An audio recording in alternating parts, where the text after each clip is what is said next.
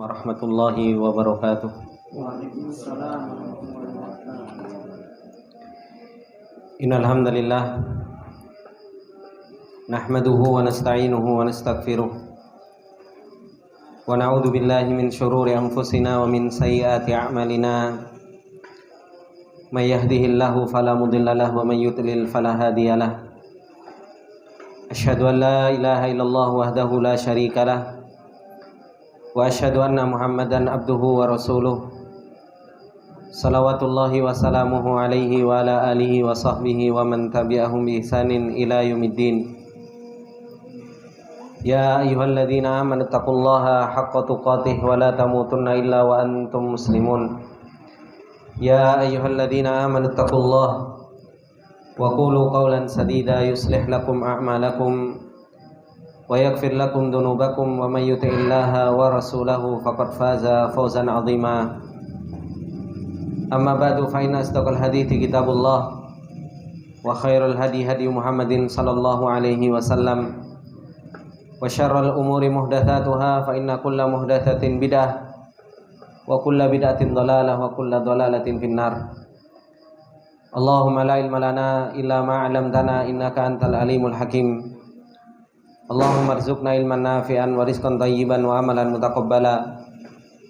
Allahumma 'allimna ma yanfa'una wa zidna ilma. Rabbi shrah li sadri wa yassir li amri wahlul 'uqdatam min lisani yafqahu qawli. Rabbi zidna ilma warzuqna fahma.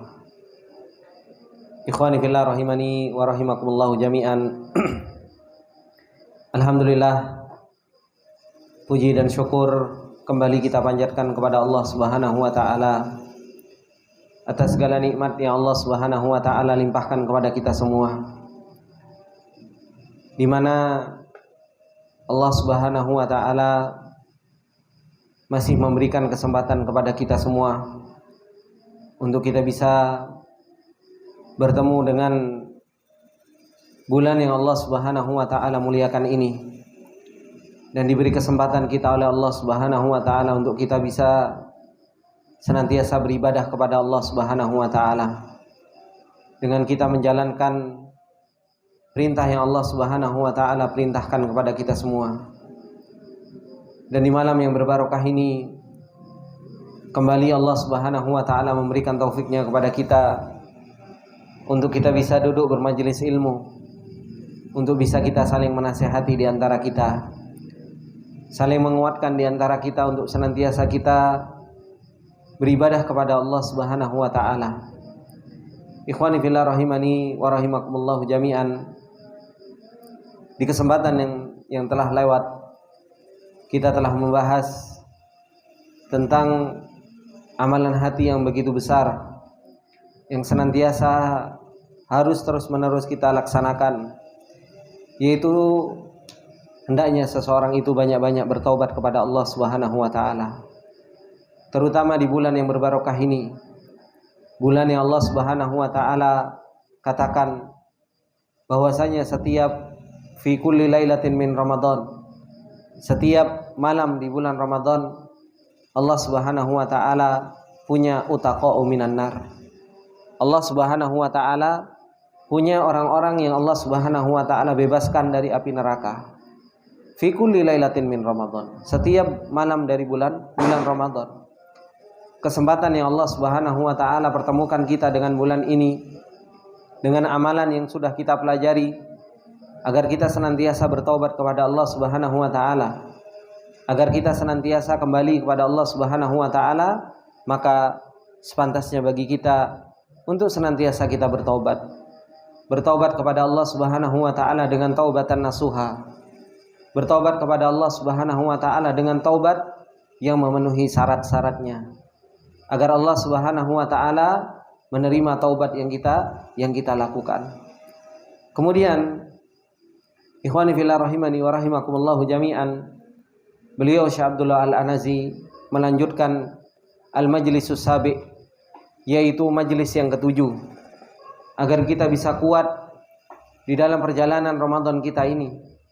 Beliau mendatangkan sebuah ibadah qalbiyah, yang ibadah qalbiyah ini tidak pernah lepas dari seseorang yang senantiasa seseorang harus terus-menerus punya amalan-amalan qalbiyah ini, yaitu beliau mendatangkan sebuah permasalahan atau sebuah bab di dalam amalan hati yang begitu besar, yaitu babul ikhlas. Ikhwani fillah rahimani wa rahimakumullah jami'an, ikhlas adalah merupakan sebuah kata yang sering kita dengar, adalah merupakan sebuah kalimat yang sering kita diperintahkan untuk senantiasa kita mengikhlaskan seluruh peribadatan kita ini hanya kepada Allah Subhanahu wa taala. Allah Subhanahu wa taala telah mengatakan di dalam ayatnya, "Wa ma umiru illa liya'budullaha mukhlishina lahuddin." Dan tidaklah mereka diperintahkan oleh Allah Subhanahu wa taala kecuali apa? Kecuali untuk mengikhlaskan seluruh peribadatan ini hanya kepada Allah Subhanahu wa taala. Itulah yang Allah Subhanahu wa taala perintahkan kepada kita semua. Akan tetapi ternyata perkara ikhlas ini bukan perkara yang mudah. Perkara ikhlas ini bukan perkara yang begitu ringan. Perkara ikhlas ini adalah merupakan perkara yang sangat berat.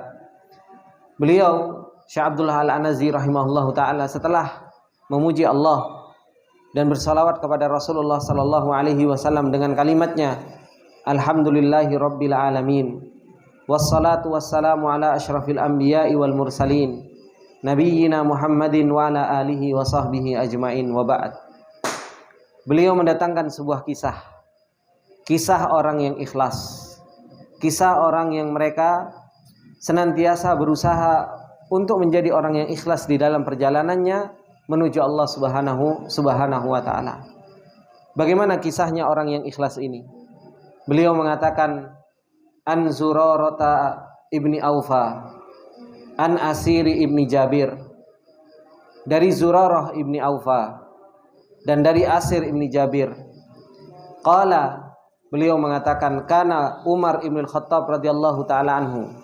Dahulu Umar ibn Khattab radhiyallahu taala anhu, idza ata alaihi amdadul Yaman, apabila datang kepada beliau, yaitu datang ke kota Mekah, amdadul Yaman, yaitu sebuah kafilah atau sekelompok orang datang dari negeri Yaman, sa'alahum, maka Umar bin Khattab radhiyallahu taala anhu bertanya kepada mereka. Apa yang ditanyakan oleh Umar bin Khattab radhiyallahu taala anhu? Umar bin Khattab radhiyallahu taala anhu mengatakan, afikum Uwais ibni Amir. Apakah ada di antara kalian ada yang namanya Uwais ibni Amir? Hatta ata alaihi Uwais, sampai datang kepada Umar bin Khattab radhiyallahu taala anhu, yaitu Uwais ibni Amir ini datang ke kota Mekah, datang untuk melakukan ibadah haji. Maka faqala anta Uwais ibni Amir, maka Umar bin Khattab radhiyallahu taala anhu mengatakan, apakah engkau adalah Uwais ibni Amir? Maka Uwais bin Amir mengatakan, qala na'am, iya, aku adalah merupakan Uwais ibni Amir. Min Muradin thumma Qarnin, dari negeri Murad atau dari kabilah Murad, kemudian dari Qarnin, yang sering didengar atau yang sering kita kenal dengan apa? Uwais al-Qarni, yaitu Uwais al-Qarni. Maka orang tersebut mengatakan, qala na'am, iya. Qala kana bika barasun fabara'ta minhu illa mawdi'a dirhamin. Engkau mempunyai penyakit baros. Penyakit baros ini penyakit apa? Penyakit bukan albina. Putih. Apakah engkau punya penyakit baros? Fabara'ta minhu. Kemudian Allah Subhanahu wa taala sembuhkan darinya. Illa maudhi'a dirham, kecuali apa? Hanya satu tempat yang sebesar dirham. Maka beliau mengatakan, na'am.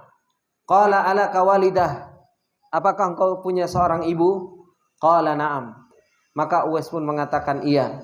Maka Umar bin Khattab radhiyallahu taala anhu mengatakan, sami'tu Rasulullah sallallahu alaihi wasallam yaqul, ya'ti alaikum Uwais ibni Amir ma'a amdadil Yaman min Muradin thumma min Qarnin kana bihi barasun fabara'a minhu illa mawdi'a dirham.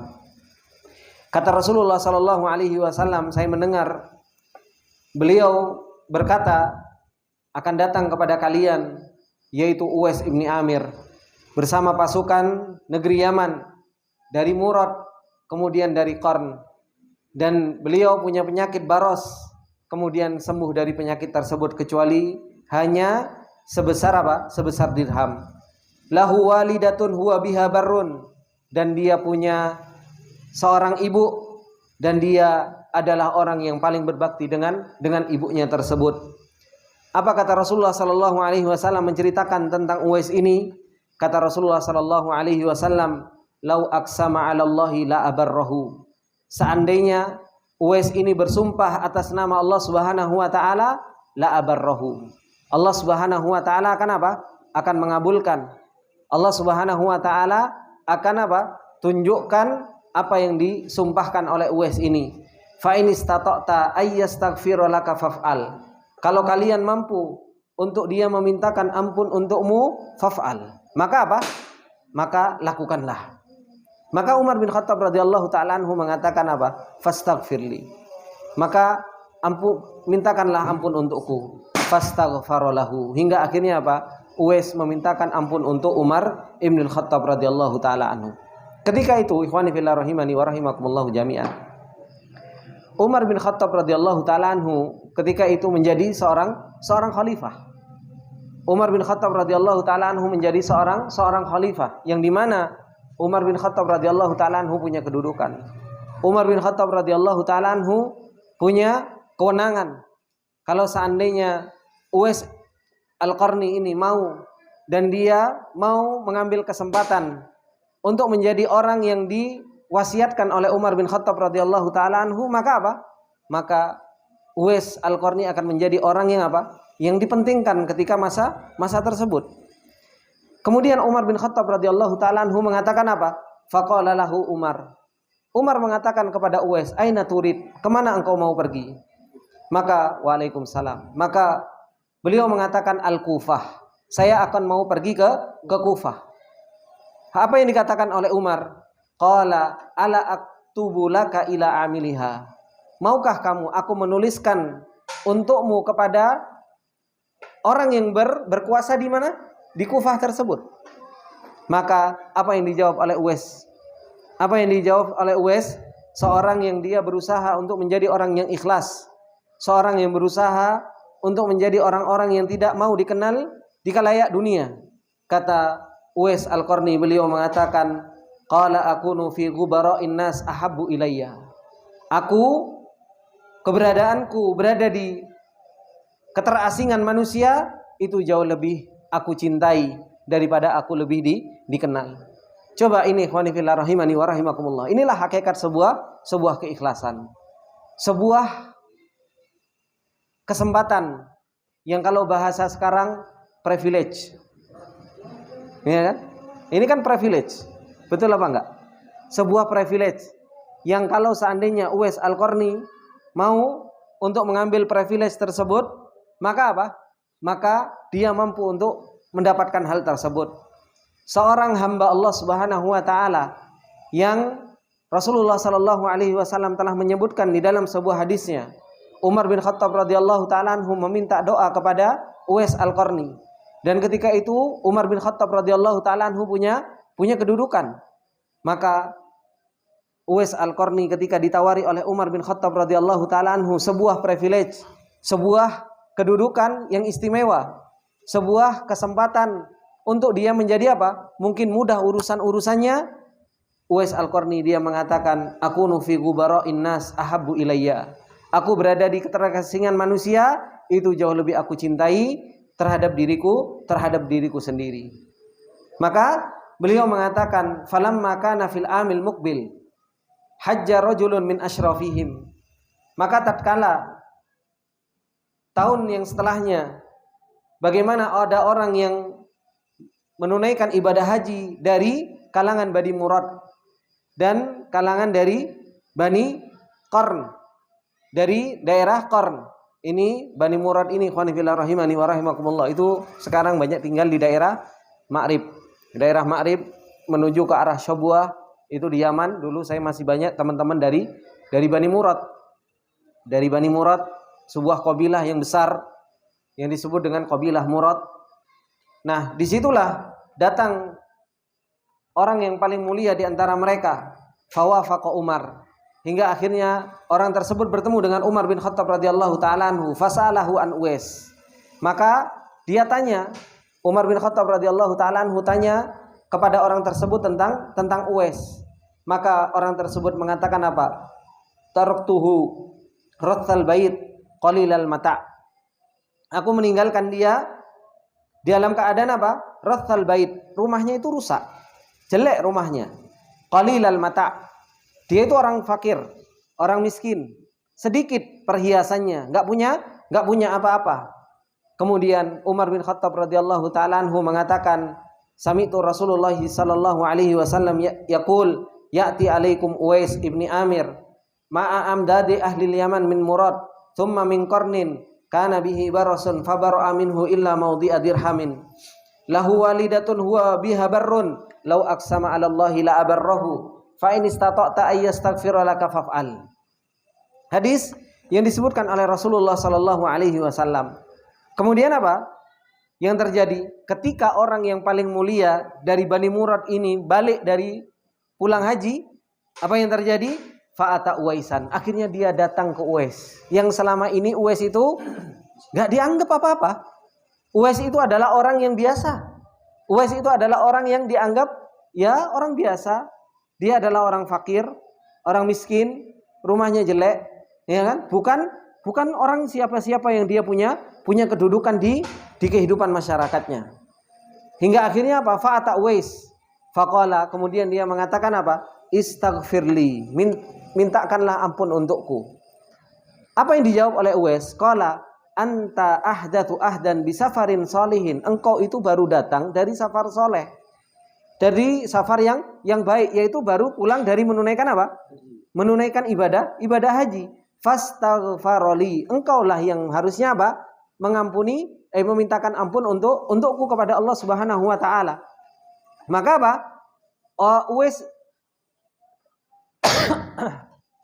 Uwais akhirnya faham dengan apa yang diminta oleh orang tersebut. Akhirnya Uwais bertanya, laqaita Umar? Apakah engkau bertemu dengan Umar? Qala na'am. Kemudian orang tersebut mengatakan apa? Iya. Qala fastaghfar lahu. Hingga akhirnya apa? Uwais memintakan ampun untuk orang tersebut. Fafatana lahun nas. Akhirnya manusia sudah mulai menjadi sebuah pembicaraan. Menjadi sebuah pembicaraan. Apa yang terjadi? Viral. Hingga akhirnya menjadi viral. Uwais di kalangan Bani Murad. Wah, sekarang Uwais mulai jadi terkenal. Ketika Uwais sudah mulai jadi terkenal, fafatana lahun nas, apa yang dilakukan oleh Uwais? Fantalaqa ala wajhihi. Beliau pergi meninggalkan kampungnya. Beliau pergi untuk meninggalkan kampungnya dan meninggalkan orang-orang yang mereka telah mendengar kabar tentang siapa sebenarnya Uwais al-Qarni tersebut. Ini ikhwani fillah rahimani wa rahimakumullah jami'an. Beliau Syekh Abdullah Al-Anazi hafizahullah taala ketika beliau menjelaskan tentang permasalahan ikhlas, yang dimana permasalahan ikhlas ini adalah merupakan permasalahan ibadah qalbiyah yang sangat sulit, ibadah hati yang begitu luar biasa. Bagaimana orang-orang yang mereka berusaha untuk menjadi orang yang ikhlas butuh yang namanya perjuangan, seperti yang dilakukan oleh Uwais al-Qarni ini. Bagaimana beliau yang mampu untuk mendapatkan kedudukan di hati manusia, mampu untuk menjadi orang yang dikenal, mampu untuk apa? Untuk mempunyai privilege di dalam perjalanannya. Tapi subhanallah, itu semua berusaha untuk dia tinggalkan. Privilege yang ditawarkan oleh Umar bin Khattab radhiyallahu taala anhu itu pun apa? Enggak mau dan ditolak. Coba kalau kita gimana, Pak? Oh, kalau kita gimana? Jangankan itu, wong kita cari privilege kok, kan seperti itu kan. Kalau bisa apa? Wong kita kadang di bandara mau perjalanan kelihatan supaya apa? Supaya kita beda dengan yang lainnya, gitu kan? Kalau bisa apa? Loannya berbeda dengan tempat dari tempat yang lain. Itu keadaan orang-orang zaman sekarang. Kalau bisa kita bikin apa? Bikin muamalah, mau bikin apa dan lain sebagainya. Tenang, ana punya kenalan di situ. Tenang, ana punya sohib di sana. Semua kita apa? Kita manfaatkan privilege-privilege tersebut. Kita lupa dengan kedudukan kita sebenarnya siapa. Oleh karena itu, inilah yang dilakukan oleh Uwais Al-Qarni. Dan itu juga yang diceritakan tentang seorang ulama, yaitu Imam Mubarak. Imam Mubarak adalah seorang ulama yang beliau adalah seorang alim dan beliau adalah seorang yang kaya raya. Di zamannya, ikhwani fillah rahimani wa rahimakumullah, Imam Mubarak ini, itu ulama itu digaji sama beliau. Jadi orang-orang yang ngajar itu digaji sama Imam Mubarak. Karena beliau adalah orang yang kaya, tapi beliau adalah seorang yang alim. Bagaimana dia sudah kaya dan dia adalah seorang yang alim. Beliau untuk melatih keikhlasan, beliau pergi ke tempat yang dimana di situ orang-orang kenal dengan nama Imam Mubarak. Tapi apa? Tapi belum pernah ketemu. Belum pernah ketemu dengan Imam Mubarak. Apa yang dilakukan oleh Imam Mubarak? Imam Mubarak ikut antri. Dalam apa? Dalam membeli sesuatu. Ikut antri di dalam apa? Ikut antri di dalam antrian. Selalu Imam Mubarak, karena dia adalah orang yang asing di situ, maka apa? Dia disuruh mundur. Dia disuruh mundur. Terus seperti itu hingga akhirnya Imam Mubarak antri seperti halnya orang-orang lain antri. Apa yang dikatakan oleh Imam Mubarak? Beliau mengatakan keadaan seperti inilah yang aku sukai. Itu yang dikatakan oleh beliau, dan beliau mengatakan apa? Semoga Allah Subhanahu wa taala menjadikan keadaanku itu seperti ini. Ini seorang imam. Assalamualaikum warahmatullahi wabarakatuh. Ini seorang imam, dan ini seorang yang kaya raya. Seorang yang kaya raya. Tapi apa? Untuk melatih keikhlasan, keikhlasan, beliau harus apa? Harus rela antri. Supaya apa? Supaya dia bisa melatih keikhlasan tersebut. Karena apa? Ikhlas itu butuh untuk mujahadah. Ikhlas itu butuh untuk dilatih. Ikhlas itu gak tiba ujuk-ujuk langsung kayak sulapan, tiba-tiba langsung menjadi orang yang ikhlas. Enggak. Tapi apa? Tapi seperti itulah ikhlas itu harus dilatih. Jiwanya harus dilatih. Coba sekarang, subhanallah, kita lihat keadaan kita. Kita subhanallah pengennya selalu apa? Dispesialkan. Gitu loh. Kalau bisa nggak ngantri, mau kenapa harus ngantri? Kan seperti itu. Yang lainnya ngantri, tenang. Panitia kenal sama anak. Kan seperti itu. Harusnya apa? Harusnya ya seperti itulah. Apalagi subhanallah sekarang kalau seandainya ini ikhwani fillah. Makanya ini yang harus antum juga bantu orang-orang yang alim, bantu orang-orang yang mereka punya ilmu. Untuk apa? Untuk mereka juga melatih yang namanya keikhlasan. Meskipun kita sebagai seorang murid seumpamanya, ketika ada ustadz kita datang, ya kita hadirkan, mungkin kita layani dan lain sebagainya. Tapi terkadang ustadz tersebut juga pengen apa? Pengen dirinya terbiasa dengan keadaan. Dia pengen melok ngantri, nunggu iftar, ya nunggu iftar, ngantri bareng kan nggak apa-apa gitu kan. Meskipun harus berdiri nunggu bareng gitu loh. Ustadz di sana aja Ustadz, biar nanti anak bawakan gitu. Enggak, tidak perlu, ngapain? Yang lainnya antri ya Ustadz melo antri. Kan seperti itu. Kenapa? Seperti itulah yang namanya melatih yang namanya keikhlasan. Itu yang dilakukan oleh Imam Mubarak. Begitu pula kalau kita lihat ikhwani fillah rahimani wa rahimakumullah jami'an, perjalanan orang-orang yang mereka Allah Subhanahu wa taala puji, Nabi Yusuf alaihi salam. Nabi Yusuf alaihi salam dipuji sama Allah Subhanahu wa taala, innahu min ibadinal mukhlisin. Beliau termasuk di antara hamba-hambaku yang ikhlas. Bagaimana perjalanan Nabi Yusuf alaihi salam? Nabi Yusuf alaihi salam anaknya Nabi, kakeknya Nabi, ya kan? Bapaknya Nabi, kakeknya Nabi, buyutnya Nabi. Ya kan? Ini keturunan yang begitu luar biasa bagi Nabi Yusuf alaihi salam. Tapi apa? Nabi Yusuf alaihi salam mampu untuk menjadi orang yang ikhlas. Kenapa? Karena Nabi Yusuf alaihi salam bisa merendahkan dirinya. Bisa merendahkan dirinya. Bahkan rendahnya Nabi Yusuf alaihi salam paling rendahnya derajat manusia. Kapan? Ketika Nabi Yusuf alaihi salam dijadikan apa? Dijadikan budak. Itu kan martabat manusia yang paling rendah. Dan Nabi Yusuf alaihi salam itu nggak pernah teriak-teriak. Nabi Yusuf itu nggak pernah teriak-teriak, "Oi, bapak aku itu nabi," gitu loh. Kakekku nabi, gitu loh. Habis itu apa? Buyutku itu nabi Khalilullah. Nggak pernah seperti itu.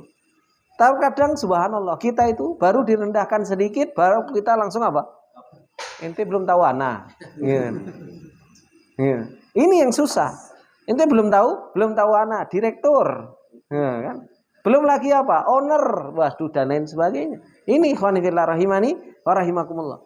Orang itu akan sulit untuk menjadi orang yang ikhlas kalau apa? Kalau akunya masih banyak. Kalau akunya masih banyak itu akan sulit untuk seseorang itu menjadi orang yang ikhlas. Maka apa yang beliau datangkan dari ceritanya Uwais Al-Qarni, bagaimana Umar bin Khattab radhiyallahu taala anhu memberikan kesempatan kepada Uwais Al-Qarni untuk mudah di dalam perjalanannya. Tapi apa? Uwais Al-Qarni menolak hal tersebut.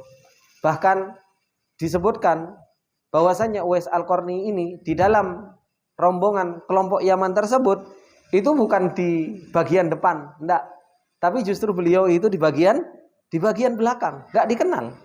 Tapi apa yang Allah Subhanahu wa taala kabarkan kepada Umar bin Khattab radhiyallahu taala anhu karena keikhlasan beliau, lau aqsama 'alallahi la abar.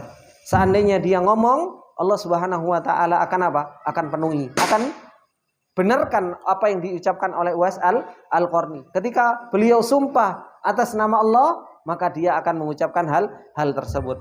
Oleh karena itu, di sana ada sebuah hadis juga. Kata Rasulullah sallallahu alaihi wasallam, "Rubba rajulin aghbara as'asha." Terkadang ada seseorang, kata Rasulullah sallallahu alaihi wasallam, dia apa? Pakaiannya Masya Allah, compang-camping, berdebu, nggak rapi, nggak pakai dasi, nggak pakai sepatu, pantofel, gitu kan. Kemudian apa? Rambutnya juga akbar, rambutnya juga banyak banyak debunya, as-as, nggak sisiran, nggak necis dan lain sebagainya. Tapi apa kata Rasulullah sallallahu alaihi wasallam? Lau aqsama 'alallahi la abar. Kalau dia bersumpah atas nama Allah Subhanahu wa taala, Allah Subhanahu wa taala akan apa? Allah Subhanahu wa taala akan kabulkan apa yang dia ucapkan. Ini ikhwan fillah rahimani wa rahimakumullahu jami'an. Maka tidak ada jaminan seseorang itu necis, seorang itu numpak mobil, gaya nepal dan lain sebagainya, dia adalah orang yang dekat di sisi Allah Subhanahu wa taala. Enggak. Tapi orang yang paling dekat dengan Allah Subhanahu wa taala, kata Allah Subhanahu wa taala, "Inna akramakum indallahi atqakum." Orang yang paling mulia ya adalah orang yang paling bertakwa.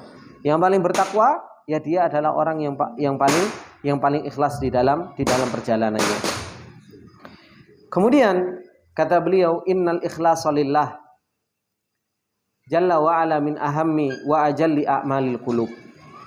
Ikhlas ini ikhwani fillah rahimani wa rahimakumullah, termasuk di antara hal yang paling penting dan yang paling besar di antara amalan-amalan hati. Bal yu'addu umdatu a'malil qulub. Bahkan ikhlas ini dihitung bahwasanya ikhlas itu adalah merupakan apa? Umdatu a'malil qulub, tiang dari amalan-amalan hati. Tiangnya amalan hati itu adalah merupakan apa? Adalah ikhlas. Ini ikhwani fillah rahimani wa rahimakumullahu jami'an. Wa asasu sholahi sarirah, dan pondasi baiknya hati seseorang itu ada pada ikhlasnya. Ada pada ikhlasnya. Haitsu inna julla a'malil qalbiyya al-mahbubati lillah ta'udu ila sifatil ikhlas. Karena sesungguhnya seluruh amalan-amalan hati yang dicintai oleh Allah Subhanahu wa taala hampir semuanya itu kembali kepada sifat ikhlas ini.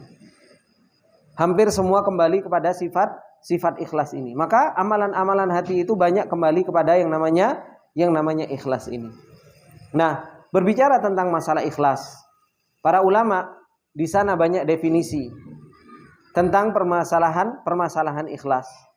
Beliau mengatakan wal ikhlasu lillahi jalla jalalu lahu iddatu ta'rifat. Ikhlas itu ada beberapa definisi.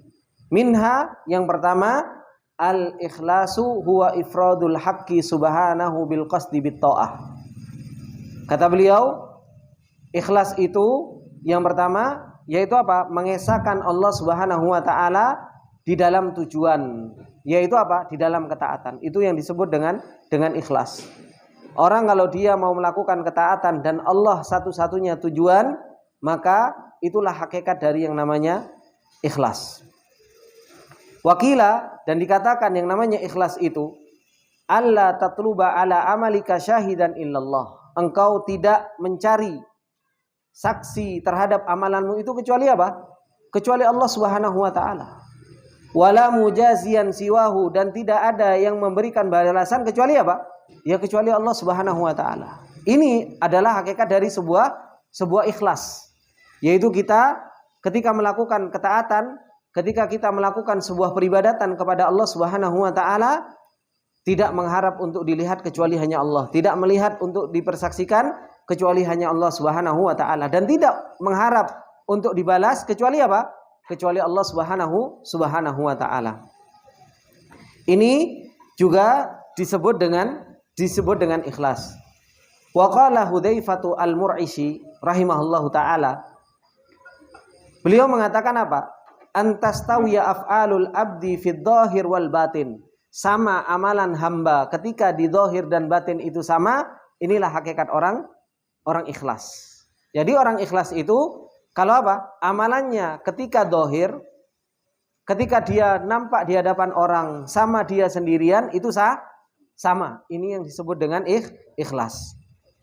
Dan para ulama macam-macam membicarakan tentang masalah ikhlas ini.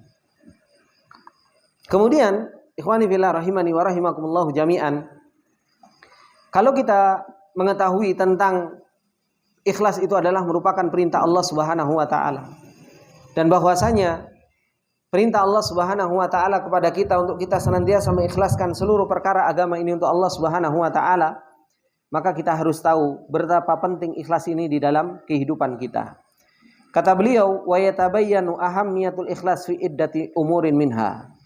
Kita akan semakin menjadi jelas pentingnya ikhlas di dalam beberapa perkara. Di antaranya apa? Yang pertama kata beliau, annal ikhlasu lillahi jalla wa ala wa mutaba'atun nabi huma syarta qabulil a'mal. Ikhlas dan mengikuti sunnah Rasulullah sallallahu alaihi wasallam, keduanya ini adalah merupakan apa? Dua syarat diterimanya amal. Orang dia mau melakukan amalan apapun itu, baik sholatnya, baik puasanya, baik tilawatul Quran, baik baca Qurannya, baik sholatut tarawihnya, atau mau ibadah apapun itu tidak akan pernah diterima oleh Allah Subhanahu wa taala sampai terpenuhi dua syarat. Apa syarat yang pertama? Yaitu ikhlas. Syarat yang kedua, mutaba'atun nabi, yaitu harus mengikuti sunnah Rasulullah sallallahu alaihi wasallam. Makanya beliau mengatakan apa? Fa idza akhallal abdu bi ahadi hadaini syartaini lam yuqbalil amal. Kalau salah seorang hamba dia kurang salah satu dari dua syarat ini, maka amalannya tidak akan pernah diterima. Lam yuqbalil amal. Tidak akan pernah diterima. Sebagaimana Allah Subhanahu wa taala mengatakan dalam surat Al-Mulk, apa kata Allah? Alladzi khalaqal mauta wal hayata liyabluwakum ayyukum ahsanu amala. Kata Allah Subhanahu wa taala, Allah Subhanahu wa taala yang telah menciptakan kematian dan kehidupan. Tujuannya untuk apa? Liyabluwakum. Tujuannya untuk menguji kita semua. Ayyukum ahsanu amala. Siapa yang paling baik amalannya? Pak, kita itu diciptakan oleh Allah Subhanahu wa taala untuk beribadah. Tapi apa? Ibadah yang kita lakukan itu yang paling dilihat oleh Allah Subhanahu wa taala itu yang paling baik, bukan yang paling banyak. Allah enggak mengatakan liyabluwakum ayyukum aktsaru amala, enggak. Tapi Allah Subhanahu wa taala mengatakan apa? Ahsanu amala, yang paling baik amalannya. Makanya dikatakan oleh Fudail Ibn Iyad tentang makna qaulihi ta'ala ahsanu amala. Apa kata beliau? Huwa akhlasuhu wa aswabuhu. Yang paling ikhlas dan yang paling benar. Qalu, akhirnya ada orang berkata kepada Fudail Ibn Iyad, ya Aba Ali, ma akhlasuhu wa aswabuhu. Apa itu yang paling ikhlas dan yang paling apa? Yang paling benar. Faqala innal amal idza kana khalisan. Sesungguhnya amalan, apabila amalan tersebut dalam keadaan ikhlas, walam yakun sawaban, tapi enggak pernah mengikuti sunnah Rasulullah sallallahu alaihi wasallam, lam yuqbal, maka tidak akan pernah diterima. Ikhlas, tapi apa? nggak pernah mengikuti sunnah Rasulullah Sallallahu Alaihi Wasallam, maka apa? Tidak akan pernah diterima amalnya. Meskipun dia mengharap pahala dari Allah, tapi apa? Salat taraweh seumpamanya dia tidak mengikuti sunnah Rasulullah Sallallahu Alaihi Wasallam. Kemudian apa? Kata beliau, walam yakun khalisan wa idza kana sawaban walam yakun khalisan lam yuqbal. Begitu pula apabila amalan itu benar mengikuti sunnah Rasul, masya Allah, takbirnya sudah mengikuti Rasul, ya kan? Kemudian apa?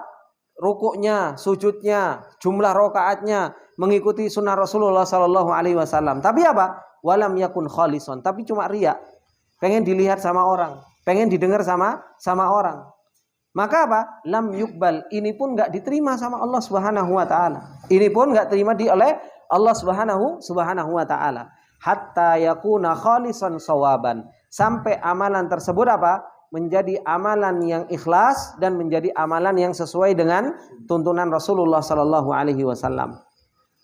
Kata beliau, wal khalisu ayyakuna lillah. Yang namanya ikhlas itu, ibadah itu keberadaannya hanya untuk Allah Subhanahu Wa Taala.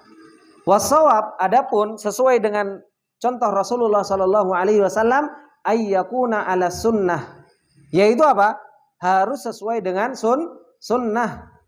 Tsumma qara'a qaulahu ta'ala, kemudian beliau membaca firman Allah, faman kana yarju liqa'a rabbih falyamal amalan salihan wala yusyrik bi ibadati rabbih ahada. Ayat ini hampir sama dengan ayat yang ada di dalam surat Al-Mulk. Yaitu apa? Orang kalau dia pengen ibadahnya diterima oleh Allah Subhanahu Wa Taala, falyamal amalan salihah. Dan amalan soleh tidak disebut dengan amalan soleh kecuali apa? Muafiq li sunnati Rasulillah sallallahu alaihi wasallam. Wala yusyrik bi ibadati rabbih ahada. Ini hakikatul ikhlas, tidak menyekutukan Allah Subhanahu wa taala. Maka dua syarat ini, ikhwani fillah rahimani wa rahimakumullah. Kita ini melakukan ibadah, apalagi kita ketemu dengan bulan Ramadan, ya kan? Kita ketemu dengan bulan Ramadan, banyak sekali ibadah-ibadah yang kita bisa kerjakan di bulan Ramadan ini. Yang biasanya masya Allah kita nggak megang Al-Quran, kalau di jalan sekarang masya Allah di jalan kita megang Al-Quran. Di kantor kalau seumpamanya biasanya mungkin kita nggak megang Al-Quran, sekarang masya Allah sambil megang Al-Quran. Itu sudah kebaikan, ketaatan kepada Allah Subhanahu Wa Taala. Tapi harus kita jaga. Apa yang harus kita jaga? Ikhlas kita karena Allah Subhanahu Wa Taala. Begitu pula ketika kita sholat tarawih, ketika kita puasa, ketika kita melakukan apa? Kita melakukan ibadah-ibadah yang Allah Subhanahu Wa Taala perintahkan, sedekah atau apa dan lain sebagainya, jaga dua hal ini. Yaitu apa? Ikhlas.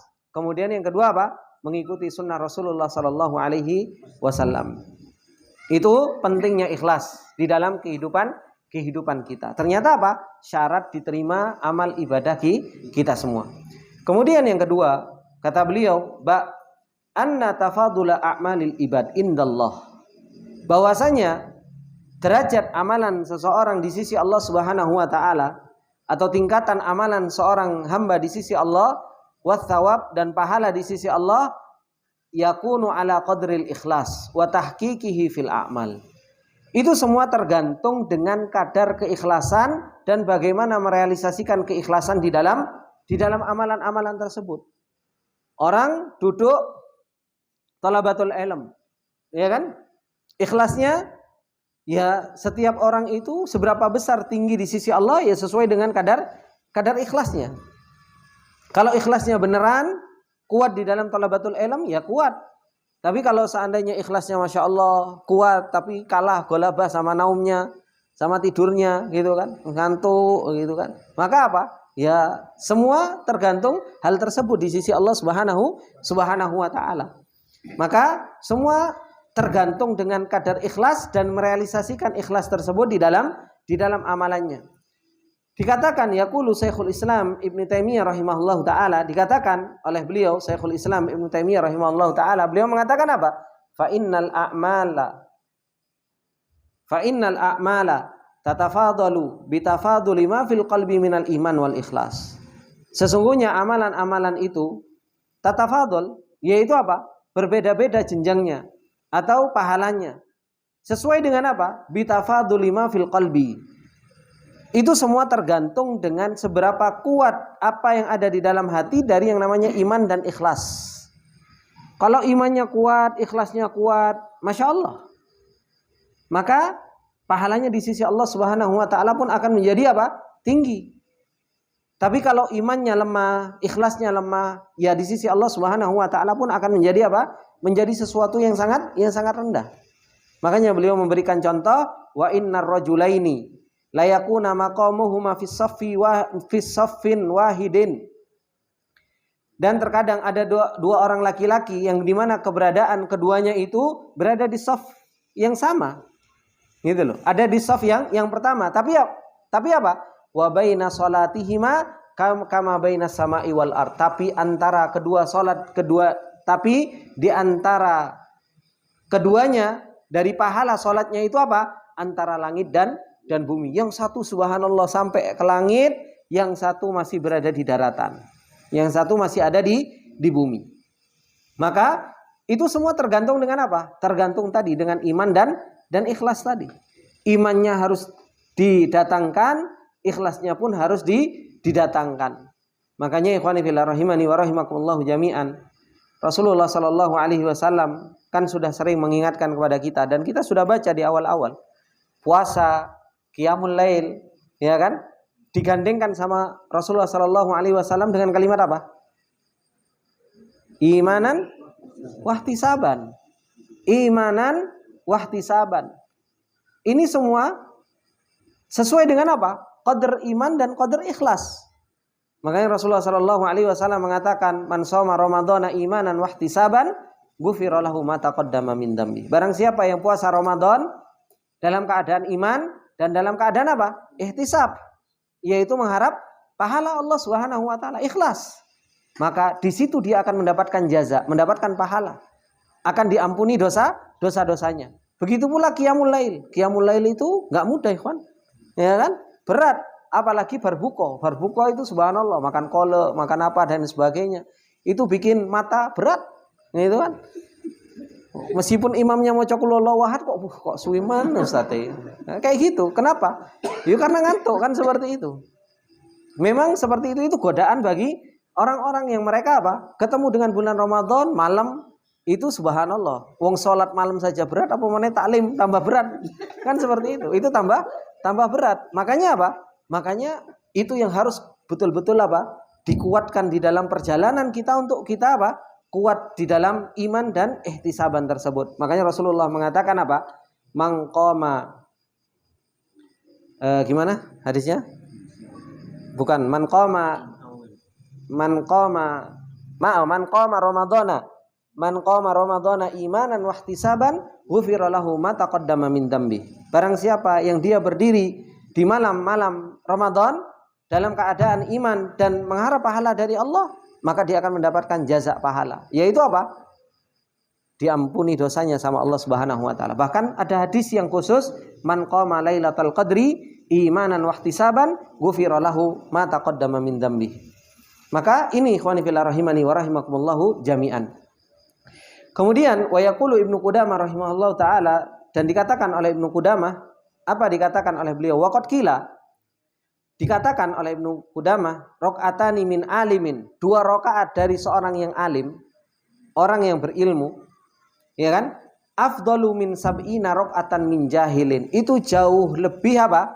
Lebih utama daripada 70 rakaat dari orang yang bodoh dalam mengerjakan apa? Dalam mengerjakan ibadah. 2 rakaat tok, gitu. Tapi dari orang alim itu jauh lebih baik daripada 70 rakaat dari orang bodoh. Kenapa? Kata beliau, wa urida bihil alim, dan yang dimaksud alim di sini apa? Yaitu al-alimu bidaqaiqa afatil a'mal. Orang yang dia tahu tentang apa? Detail-detail hal-hal yang bisa merusak amal. Gitu loh. Orang alim itu enggak mikirin apa? Seberapa banyak kamu sudah beramal, tapi yang dipikirin amalku diterima enggak ya? Gitu loh. Cara berpikirnya sudah berbeda. Kalau orang jahil, orang yang bodoh, yang dipikirkan apa? Seberapa banyak kita sudah beramal. Tapi kalau orang alim, sudah diterima enggak ya amalku? Sudah sah nggak ya amalku? Itu yang dipikirkan. Makanya apa? Wa urida bihi al-alim bidaqaiqi afatil a'mal. Yaitu detail-detail hal-hal yang bisa apa? Merusak amalan-amalan seseorang hatta yakhlusu anha, sampai dia selamat dari afat tersebut. Sampai dia selamat dari apa? Penyakit-penyakit yang merusak amalan tersebut. Meskipun sholat 2 rakaat, ya kan? Antum sholat tarawih, seumpamanya Ustaz ana enggak kuat sholat tarawih suwi-suwi. Ya sudah, antum sholat tarawih Masya Allah 8 rakaat sholat tarawih, ya kan? Itu pun bacanya juga enggak panjang-panjang. Yang penting apa? Yang penting apa? Antum kuat di dalam ikhlasnya. Antum kuat di dalam apa? Di dalam mutaba'atur Rasul sallallahu alaihi wasallam. Enggak harus apa? Seumpamanya baca harus sak juz. Siapa yang mensyaratkan sholat tarawih bacaan kudu sak juz? Ya kan? Allah Subhanahu wa taala sendiri mengatakan apa? Faqra'u ma tayassara minal Qur'an. Iya apa enggak? Kan disuruh itu. Faqra'u ma tayassara minal Qur'an. Bacalah yang paling mudah dari yang namanya Al-Qur'an. Gitu. Itu yang Allah Subhanahu wa taala perintahkan. Enggak harus disuruh baca sajus. Bahkan kalau kita malah disuruh subhanallah, bangga-banggaan. Oh, aku sholat tarawih rek, piro rek, sajus. Gitu. Apalagi sudah bangga-banggaan lebih bisa sajus. Songi 10 juz. Wah iki tambah keren mana? Gitu kan. Akhirnya justru malah apa? Yang dikejar cuma banyak-banyakan apa? Banyak-banyakan juz, banyak-banyakan apa? Ibadah. Padahal apa? Orang alim bukan banyak-banyakan ibadah, tapi apa? Benar nggak ibadahnya? Kuat nggak ikhlasnya? Wal jahil, sedangkan orang bodoh, kata beliau, yanduru ila dhahiril ibadah. Orang yang jahil itu selalu melihat tentang apa? Zahirnya ibadah. Tapi kalau orang alim, selalu yang diperhatikan itu apa? Afatul ibadahnya itu dilihat. Yang hal-hal yang bisa merusak itu betul-betul diperhatikan. Jangan sampai apa? Jangan sampai merusak ibadah kita. Dalam artian orang jahil selalu melihat apa? Kuantitas. Kalau orang alim selalu melihat apa? Kualitas. Selalu melihat apa? Kualitas ibadah. Itu yang harus kita perhatikan. Kualitas ibadah kita.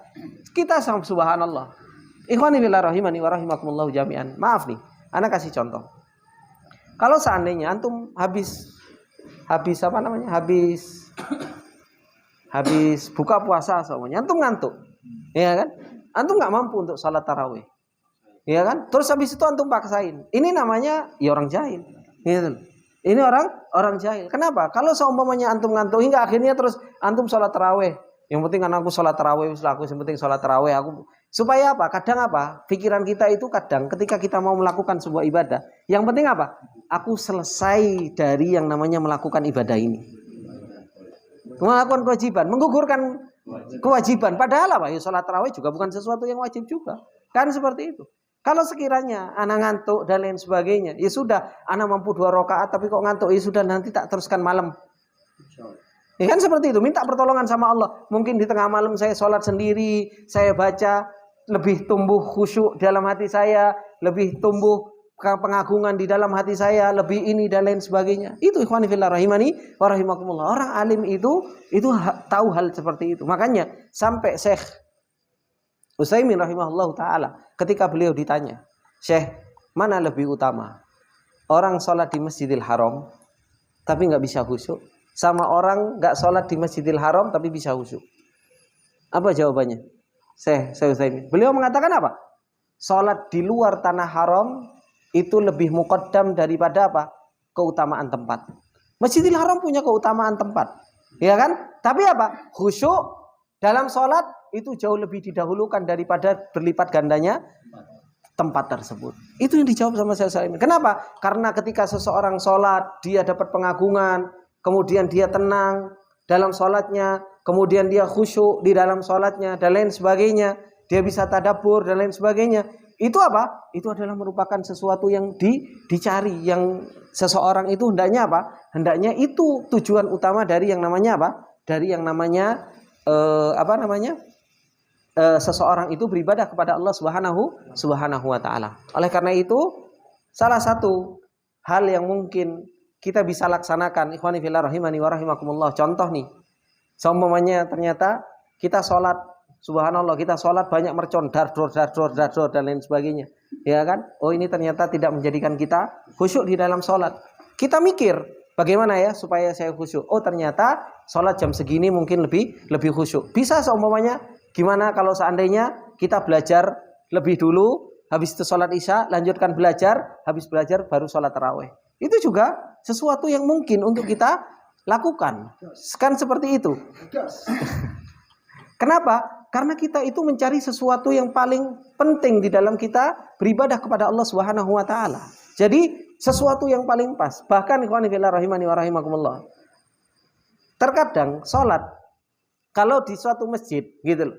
Seseorang dia nggak bisa khusyuk sholat di tempat situ karena mungkin ada sesuatu yang membuat dia nggak khusyuk. Ya udah cari tempat yang dimana dia bisa sholat khusyuk. Karena apa? Yang dikatakan oleh Ibnu Qudamah Al-Maqdisi rahimahullahu taala, orang alim itu selalu mikir apa? Bidaqaiti afatil a'mal hatta yakhlusa minha. Sedangkan orang jahil itu apa? Selalu yang dilihat itu dohirnya ibadah, yang penting rampung, yang penting gugur kewajibanku. Maka ini yang harus dicari oleh orang yang beriman kepada Allah Subhanahu wa taala dan cerdas di dalam perjalanan ibadahnya.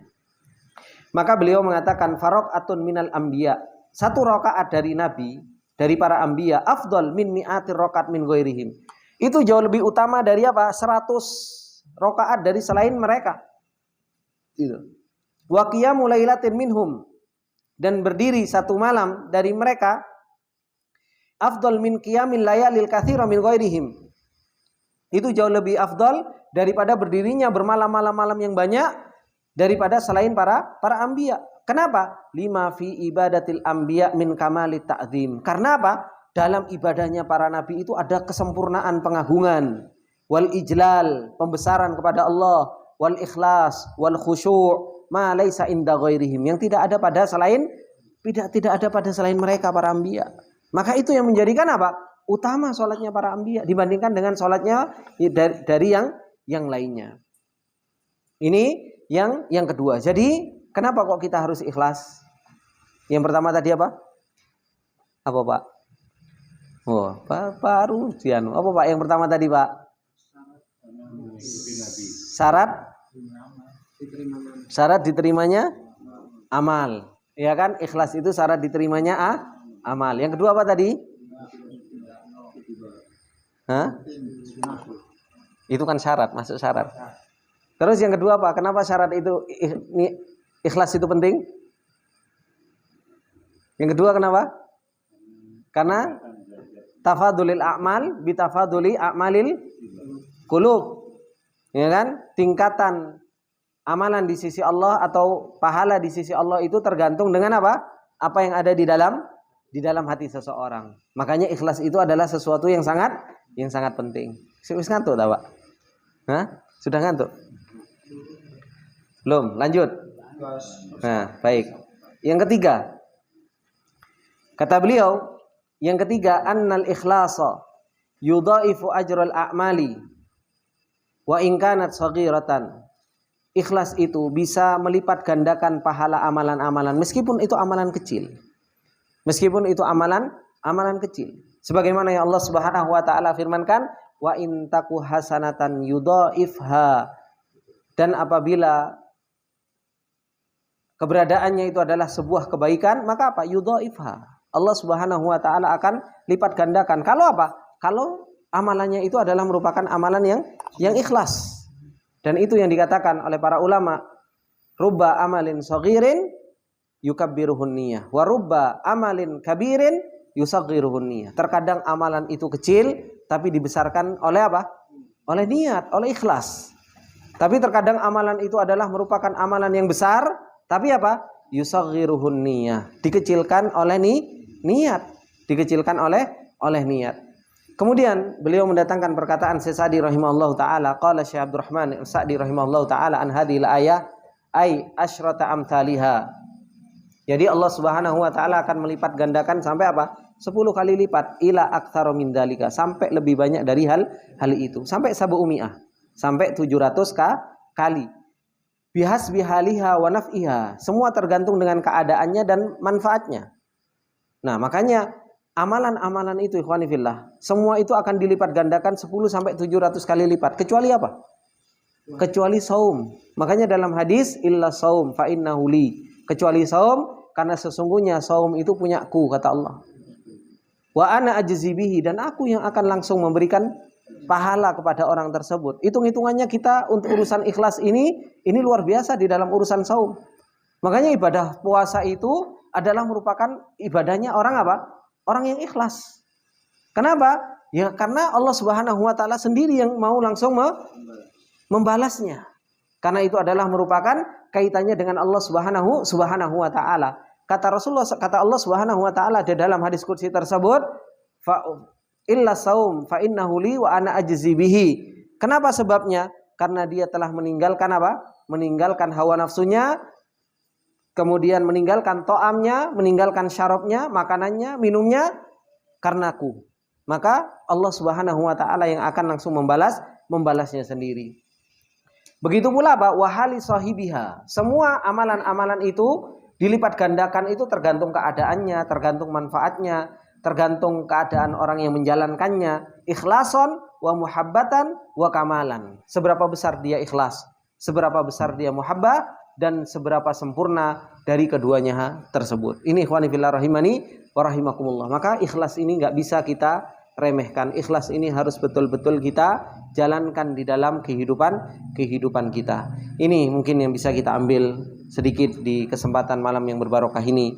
Semoga yang sedikit ini bermanfaat buat kita semua, agar kita senantiasa berusaha dan berjuang untuk menjadi orang yang ikhlas, menjadi orang-orang yang berusaha mengharap pahala Allah Subhanahu wa taala di dalam segala bentuk ibadah kita, tidak mengharapkan pujian dari orang, tidak mengharapkan pengen didengar orang, tidak pengen mendapatkan privilege dari orang, tidak pengen mendapatkan apa dan lain sebagainya dari urusan-urusan dunia, tapi semua betul-betul karena Allah Subhanahu wa taala. Kita tutup dengan doa kafaratul majelis. Subhanakallahumma wa bihamdika asyhadu an la ilaha illa anta astaghfiruka wa atubu ilaik. Wassalamualaikum warahmatullahi wabarakatuh.